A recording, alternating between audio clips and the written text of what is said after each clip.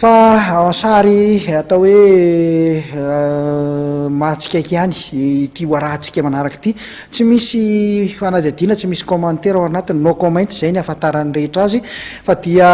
voalatsaka ny orana de toy izao no zava-misy etsy amin'ny kianjaben'ny Mahamasina sy ny manodidina izany kianja ny Mahamasina izany arao ary ao anatin'ity sary tsy akiteniteny ity nentin'ny namana Zakino ny zava-nisy tetsy Mahamasina tamin'ny filatsahan'ny orana tamin'ny herinandro ity.